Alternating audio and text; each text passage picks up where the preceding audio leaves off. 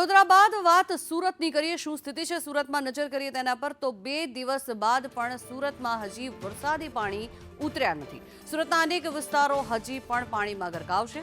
લોકોના ઘરમાં પાણી ભરાઈ જતા લોકોને ભારે હાલાકીનો સામનો કરવાનો વારો આવી રહ્યો છે। ત્યારે નીચાણવાળા વિસ્તારોમાંથી લોકોનું રેસ્ક્યુ કરવામાં આવી રહ્યું છે।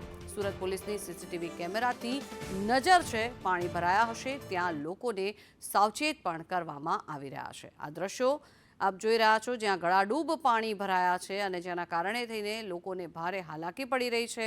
જો કે પોલીસ તંત્ર દ્વારા પણ ચાંપતી નજર રાખવામાં આવી રહી છે, લોકોને સાવચેત કરવામાં આવી રહ્યા છે અને જે તે લોકોના ઘરે જઈને તેમને મદદ કરવાની પણ શરૂઆત કરવામાં આવી છે।